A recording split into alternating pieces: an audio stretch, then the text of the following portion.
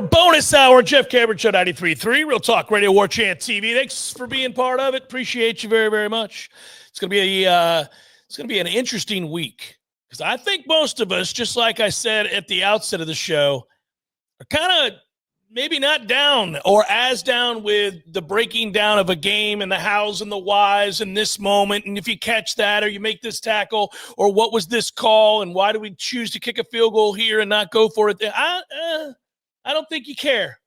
I don't think you care. I think what you care about is that Florida State finds a new head football coach. And you're going to care about that every waking second. If you're passionate about Florida State football, then all you're thinking is about the future and a future without that guy. Because that guy, no matter the hows nor whys, loses a lot constantly. It's a shocking moment when he doesn't lose. Let's put it that way. Like when they win, as they did against Wake Forest, you're so stunned, you don't know what else to do. You just temporarily suspend all thoughts of moving on based on the behavior I saw last week in the emails and the tweets and the chat. And, well, no, man. You're reminded. This is what he does. That was the outlier. The win, that was the outlier. What this guy does is lose. And God help you if it's a road game, it's an automatic loss.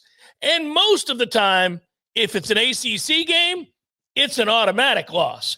You marry those two, and that's a whole lot of losing. That's all you do these days is sit around thinking about how much it sucks to lose all the time. And then you say, what are we waiting for? I don't have a good answer. I don't have the answer. I'll put it that way. I can't tell you I know for sure. And that, of course, leads to worlds of speculation. I know our own Ira Schafel wrote a piece on warchant.com you can read today, which he's dispelling or attempting to dispel some of the myths surrounding the situation with Florida State. And one of those things he said is this idea that Florida State doesn't have the money. No, I've been told many times over that if they had to do it, they could come up with the money. And it would be more expensive not to do it long term if they continue down this path, which they're going to. So I agree with that.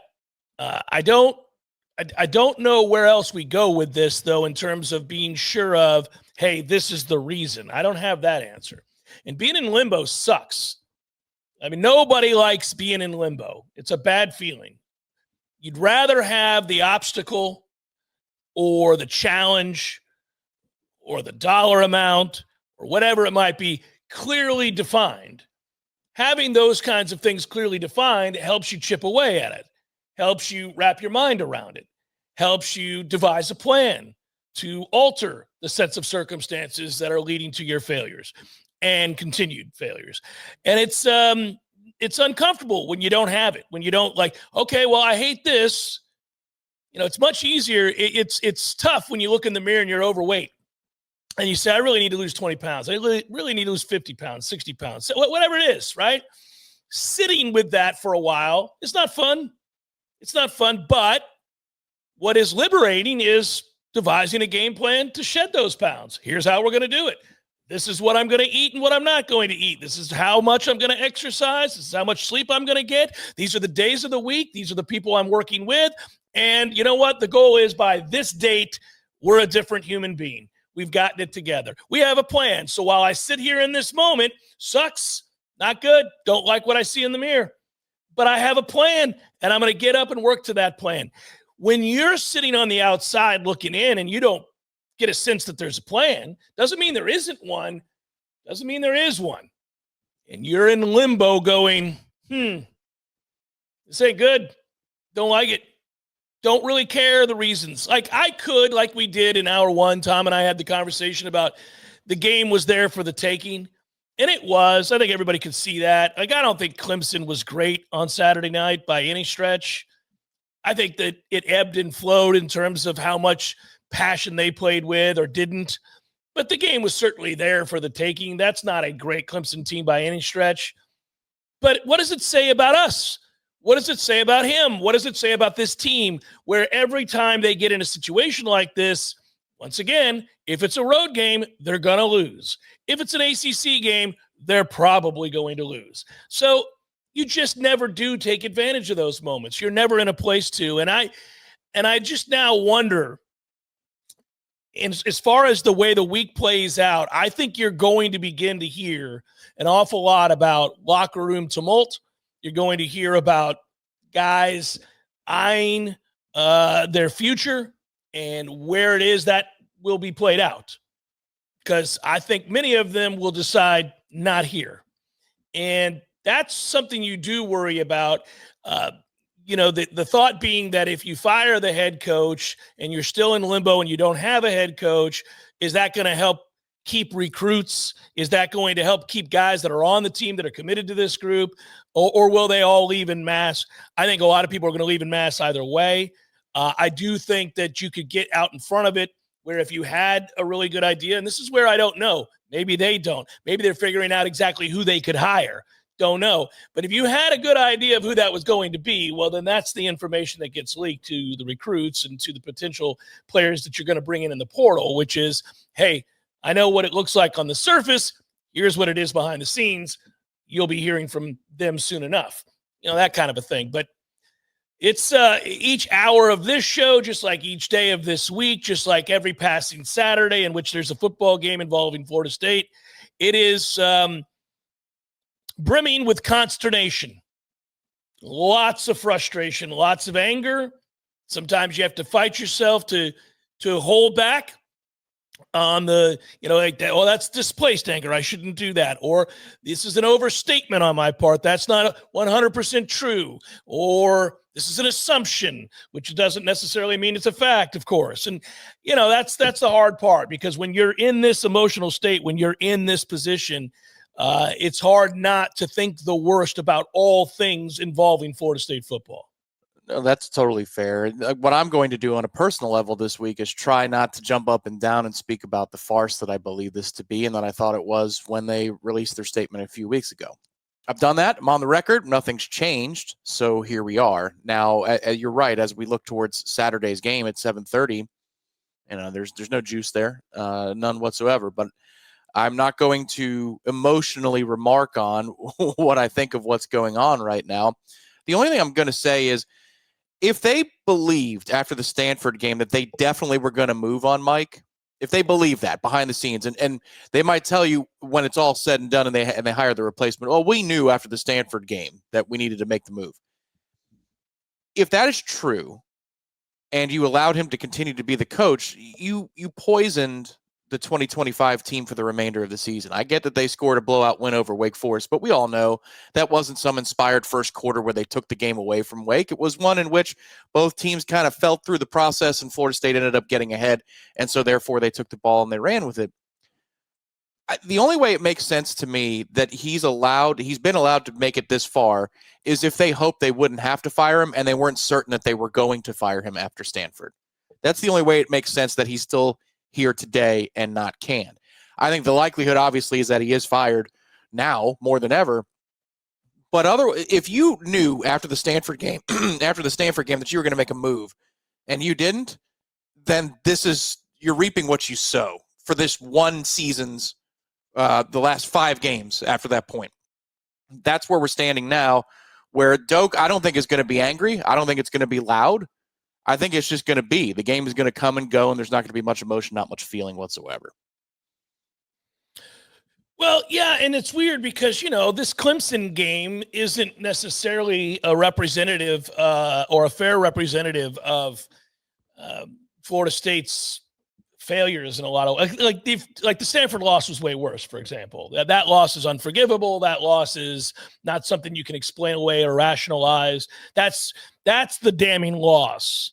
So when they didn't fire, Tom, to your point, when they didn't fire him then, I kind of thought, oh, well, this could go on and on to the end of the season for sure, because there won't be another loss as damning as the Stanford loss. The Stanford loss is a farce, a joke, a comedy. Losing to Clemson on the road at night by a couple of touchdowns doesn't compare to that loss to Stanford.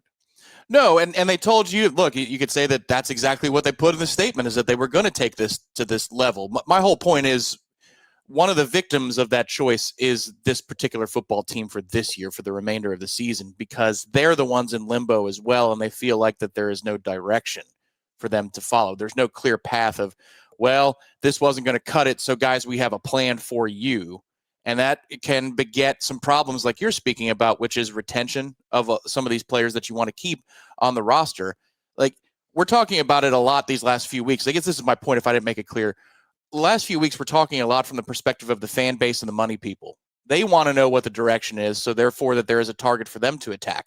But also, and we talked about it from the recruiting perspective of the 2026 class, but what about this current roster of kids that is looking for a signal that here's the reason why you're going to hang around, not just for the immediate, for this interim coach that you're about to play for, but for the future. We got a handle on this thing, and we're going to flip it quick. When you don't make the move and you leave it in the middle, all you're doing is poisoning the well when it comes to the young players that you most certainly would want to make a rev share priority for this offseason. You're making it harder on yourself to keep those guys because they're going through this limbo process, which is more excruciating than had you made a decision a few weeks ago. Yeah, this is a very modern problem to some extent that Florida State and others find themselves in. I don't know there's anything you can do right now and like, what would they have done, Tom? Would you say that they just say that, well, it's going to be Coach White or it's going to be Coach Malzahn?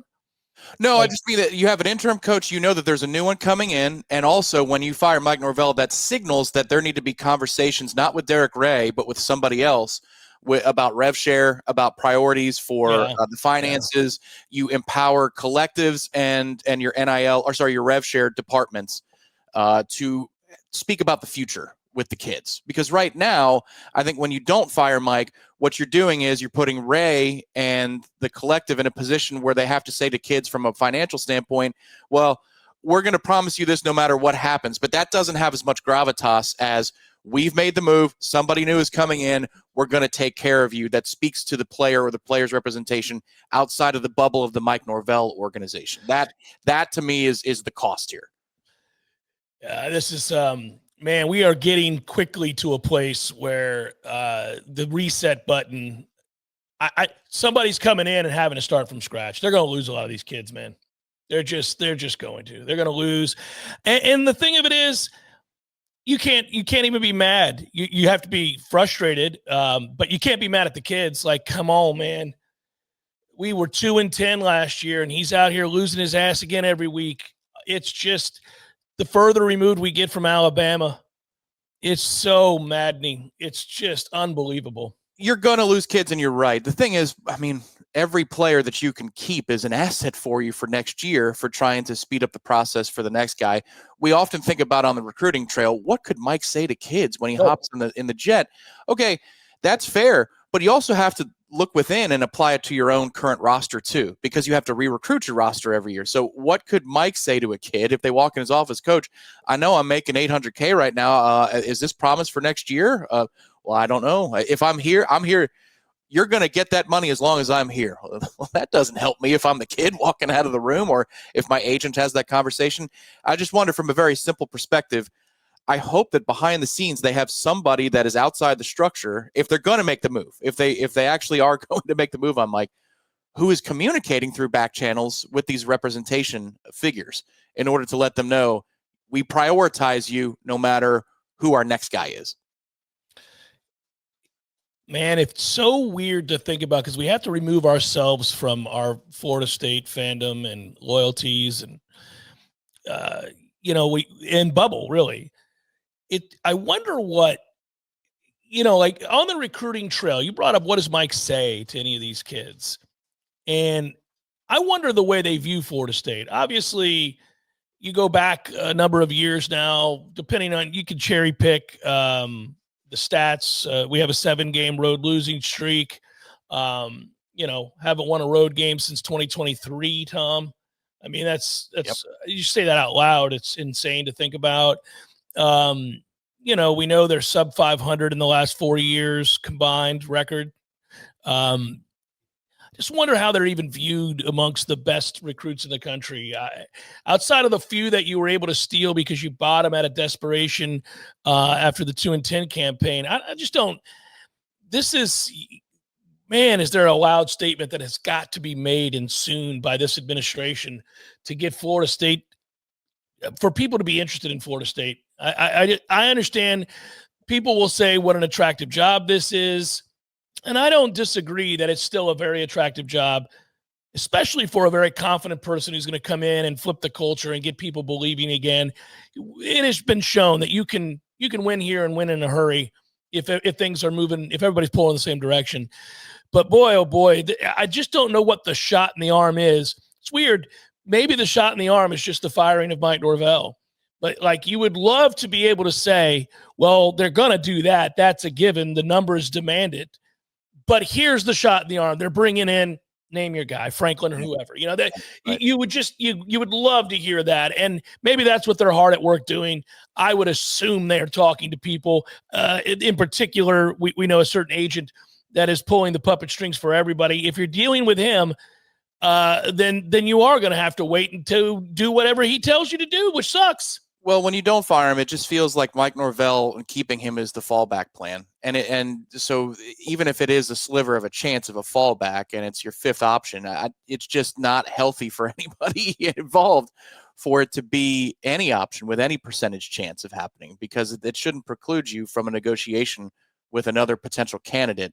The firing of Mike Norvell, you're going to be doing that anyway. I mean, the agency and the representative for that coach understands that you're interested in hiring them by having the conversation in the first place. It's kind of self-fulfilling at that point.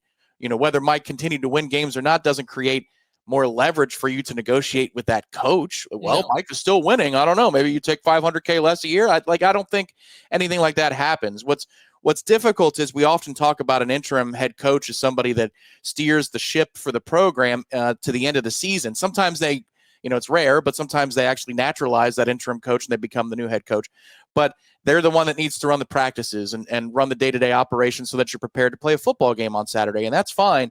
But we are now in an era, and I think our rivals that have fired coaches or colleagues in the Southeast that have done so, they understand that you also have to have an interim front office at this point, because it's not just about the X's and the O's on a Saturday. You have to have an interim front office if you're going to fire your general manager or whoever your rev share person is in the football program in order to be able to steer the money. Like there's two facets to that. And right now, keeping Mike in place, I hope that behind the scenes we get reached out to today and they say, I know Tom's asking, understand that we are speaking to the representation outside of Mike Norvell's structure. Please give me that much. That would be a confidence booster. I've been waiting all day, buddy. Been waiting all day for some sort of call or text that doesn't read simply WTF. Which is that's right now everybody that is sort of connected behind the scenes is all looking at each other going, You got a good answer for this? You got a good answer for what we're waiting on here? And listen, what can be argued by Ira and others is that surely there's a plan. Okay. I won't discount that. I'd like to believe the people who have shown the ability to execute game plans in the past are doing so now. But every second that goes by where you don't see evidence of that, it leads to intense hand wringing and a whole lot of doubt and a whole lot.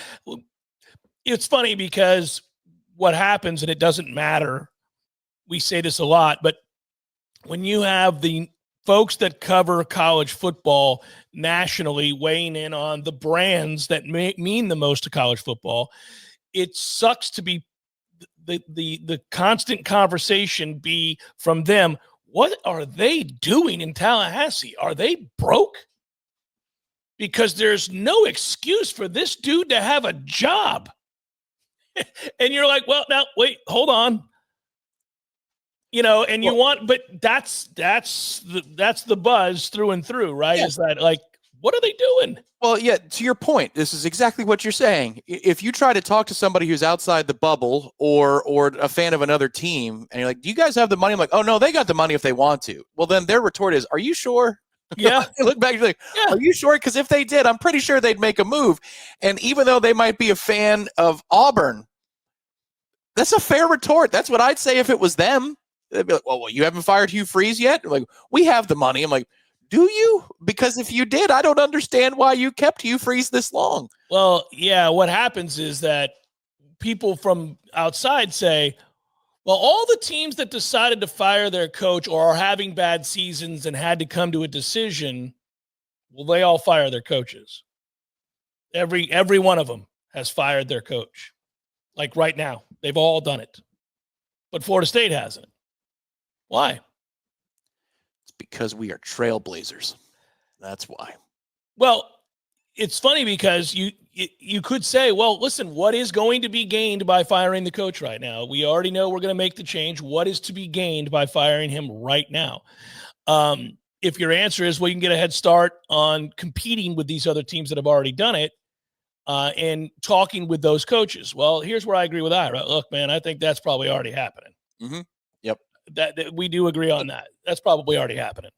Yeah, to me, the material benefit is you give that locker room that's currently playing games a clear direction and a fighting chance to compete for something and target something. It's a reframing of their mindset, and you've cost them that a couple of games. And then also, once again, you could start the more important conversations, which is it signals to the front office, if you will, that they're not going to be around. And so now the agency, the representatives for those players can have those conversations instead of live in this middle place. You don't want to be having those conversations and conversations with recruits all at the same time as you're trying to negotiate contracts with a new head coach and new coordinators and assistant coaches. Like, you could probably spread that out by firing Mike and give yourself a couple weeks to handle those meetings so they don't stack on top of each other. That would be my argument. They don't think that's compelling enough, clearly, because they haven't made a move and they're the ones who count. But that would be my thought. Yeah, they can come out. There's still a chance to, I won't say come out smelling like a rose, because if you've authored this, then, you're having to make adjustments to what you've authored. So that's not ideal. But sometimes the edited material saves a script and makes a good movie. So, hey, maybe the rewrite is underway. And if you tell me that the reason for that is that we had to redo the plot and we had to redo the lead actor and we had to figure out how this was going to look before it was all in production. And so here's what's happened. We're going to restructure our athletic department. We're going to look at football as a separate entity, and it's going to be run this way, and this way, which is not happening currently. We are finally going to bring in, this is the coach that we're going to bring in, which is the equivalent of the lead actor. Okay. All right. If you do that at season's end, you'll get a doffing to the cap, I suppose. Yeah, that would be, yes, to me, the delay increases the likelihood that they're trying to make a splash, right? Because you understand that you're going to have to wear it for a little while and morale from all involved is going to go down. Right. That's all right, because the payoff at the end is going to outweigh the problems in the interim. You wouldn't do this, in short, if you were hiring somebody we never heard of as a head coach or somebody whose approval would be low. Like, you would only take this path, I think, if you know that, oh, well, they could be mad right now, but when we announced that James Franklin's the coach and he gets to sit down with these players, they'll shut up real fast and they'll understand that there's a direction we're going to flip this thing. Like, you wouldn't do this for Golesh, I don't think. And that's my hope, is that that's the plan, is that they would not be doing this for I started coughing right when you finished your point. That's where I expanded, just advanced just a little bit extra. I was trying to give you a signal and I couldn't do it. In a weird way, my movie analogy does work, and we'll go to break. But Michael Lewis, the author, a very good author, I might add, wrote the book Moneyball. It was shopped forever to be a movie. And every time you'd read articles about how it was going to be made and who was going to star in it and when it was supposed to start production, you'd be like, oh, they delayed again? Script was sold again? Who's going to be the lead? Oh, I don't know that that's going to work. Because I care about baseball, I would constantly pay attention to that story. And then finally, they found the right director with the right actors and the right script, and they made a great movie. This is us with Florida State. Like, you're doing what? What are we waiting on? who's going to do this? Is that guy still going to be here? I hope one day we walk in there, we're like, it's Moneyball. This is great. You wanted Gary Sinise? Really? I don't think that's going to work, guys. Yeah. Like if all of a sudden the coach is named and the way the operation is run changes, like, well, I'll be damned. They saved Moneyball after all. This is a good movie. And you know what? It could be like the stadium renos. You're like, you know what? All right. Okay. I'm just going to keep doubting you. The next thing I'm going to doubt is that you'll never build a new baseball stadium. Yeah, we'll just start speaking it into being for everything we've ever wanted. It'd be great. Jeff Cameron Show, 93.3 Real Talk Radio, Warchant TV. I've said it before. It becomes redundant, admittedly. That's frustrating, and I know that. But I feel like somewhere along the way as we do this thing, you begin to vet it a little bit more, and maybe something bubbles up to the surface that gives you a chance to talk about it. What I get mad about is when I think about the state of college football right now, or I think about this state of Florida and football in this state right now, or I think about the contenders for the college football playoff and this conference, and I think, my God, if you just had your ducks in a row a little bit, you would be able to feast. I mean, everybody's down. Miami's not down in the sense that they're a decent football team, but they've blown it again, and they may be able to get a bailout here. But I mean, Florida clearly has called it a day for what happened in that game against Kentucky over the weekend. They finally broke, Tom. My God, it was admirable how long they fought, but they finally broke because that's a nothing burger of an effort. And this conference, I've been saying it all year, is butt sorry, and it's gotten even more butt sorry as the year has gone on. If they didn't have to, I don't think the committee would put a single ACC team in, and I don't know that I'd blame them after this past weekend. It is absurd. That loss by Duke to UConn is a troubling look, to say the least, and then throw in Virginia and throw in the rest of these teams falling on their face. Louisville, good God, man, just not good. If you were gonna project like a top 12, and we know that the winner of the ACC is going to the college football playoff, but right now, obviously, Ohio State and Indiana and Texas A&M and Alabama and Georgia and Ole Miss and Texas Tech and Oregon, who survived, Notre Dame, Texas, probably at this point, Oklahoma at this point. You'd probably end up naming 20 teams before you'd name one that you want into the tournament for into the college football playoff out of the ACC. It's just a bad time not to be any good at all, because it could be all yours. It's all right there for you. Unbelievable. Yep. This is a pooch and this is a screwing. This is where we are right now. They could have a whole lot of equity on a lot of levels, and they just refuse to take that. Refuse.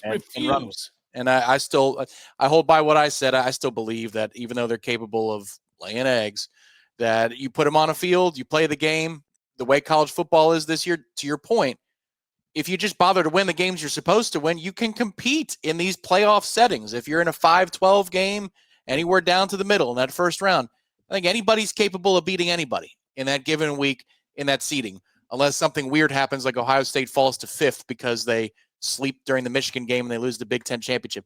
Otherwise, 5-12 is in play, like it's March Madness is in play.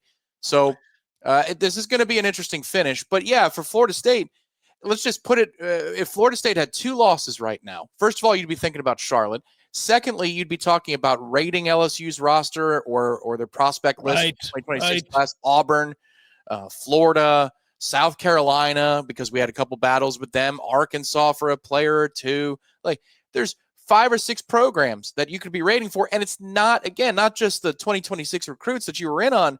It's also tampering with their roster to improve yours through the transfer portal. And we all know that's what's happening now at any one of those institutions, including our own, even though we haven't fired our head coach, is people are coming shopping in the Tallahassee aisle. Oh, there's no question right now. This is my concern this week. I said it last segment. I said it in the opening hour. I said it at various points in the second hour. I'm going to say it every day this week. I'm going to keep my ear to the ground to find out which of these players that we like are being coveted by other programs, and those programs making headway. There's no question. And I don't care what the rules are. We all know nobody's following those rules. I guarantee you, multiple players on this roster have been reached out to by multiple programs in the middle of a season in a way that you're not supposed to be able to do. It is happening for certain. I would argue, I don't want to impugn anybody because I can't name names here, but my guess is, and based on what I've heard, there are several players at Florida State are talking to other programs right now about what it would look like, how much they would make, what the plan is for them within the system that they want to transfer to. You name it, it's happening.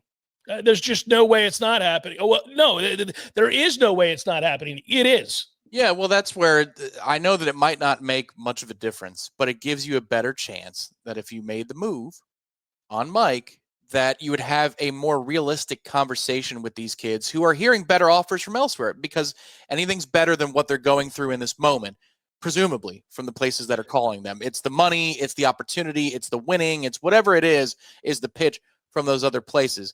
That's where I just wish that we could have that adult conversation with those kids, and maybe we are, but even that's not a great signal. Like if you have an agent discussing with somebody at Florida State University where they haven't fired their head coach, and that means that if you spoke to your head coach in his office, he'd tell you one thing, but then there's somebody else in the same organization that's telling you something else. I don't know, man. That seems like there's too many cooks in the kitchen, and maybe I just go to Lubbock or I go somewhere else like Auburn, or because they've already fired their coach. Like you could have a more reasonable conversation with Auburn than you could with us because we are directionless at the moment. And that's where it doesn't just cost you in the 2025 locker room, and it doesn't just cost you in the rivals recruiting rankings for the 2026 class. It might cost you with players that you know are pretty good.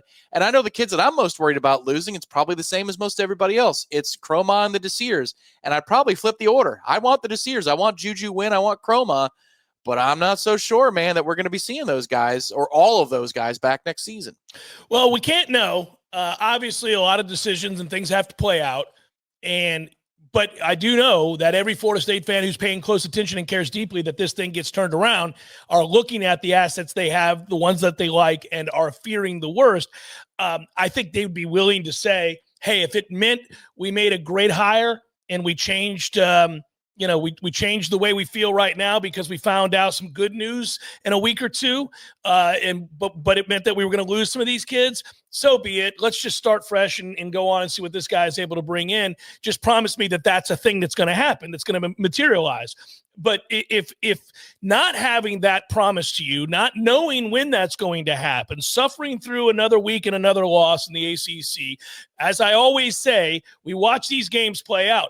Wins and losses happen for a reason. I don't care if intellectually you understand that it's going to happen. I picked Clemson to beat us. I thought they'd beat us a lot worse than they did. But I certainly didn't suspect that we were going to win. The easiest bet of the week to me seemed like Clemson -2.5.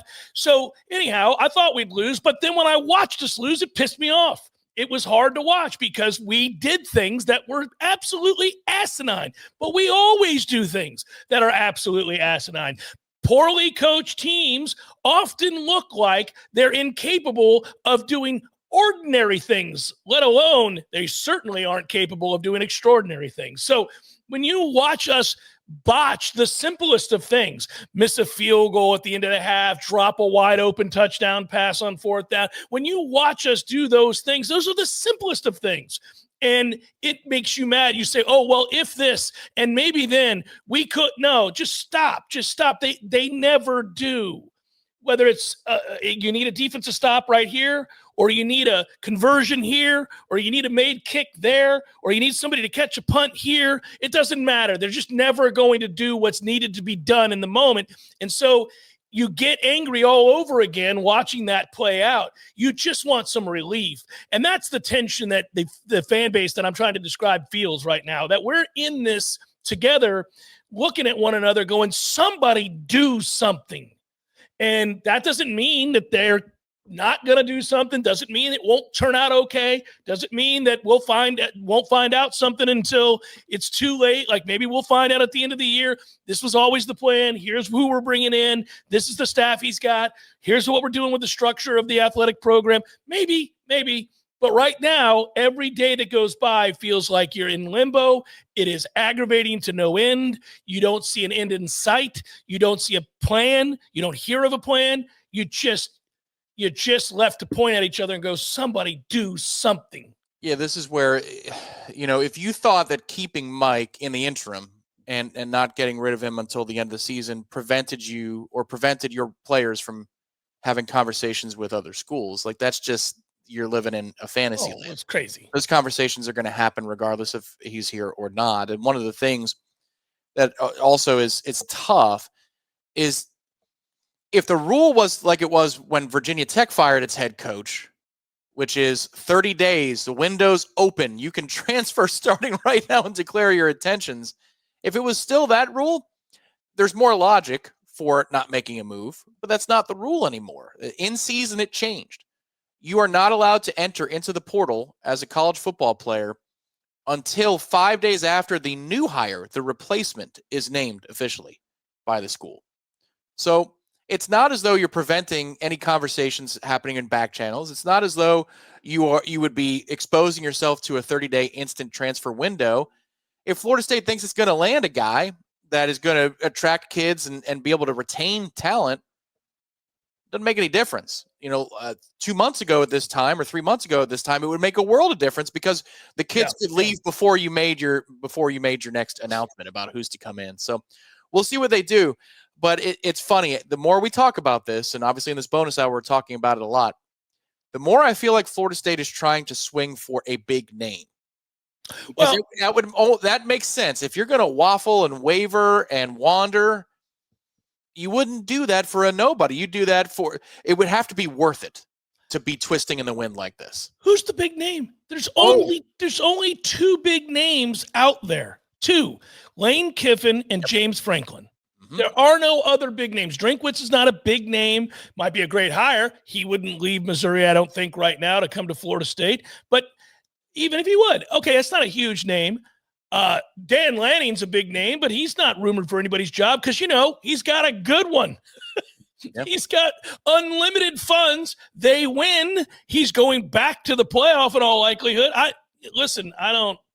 Who's the big name? No, I feel like it's Franklin by most anybody's definition, and then it could be a big name by the university's definition as somebody that they think would be a name. Now, I don't know. I don't know. I can't think of a big, so-called quote-unquote big name. I cannot think of one. It's weird. We're living in an era right now where, frankly, there aren't a lot of big names.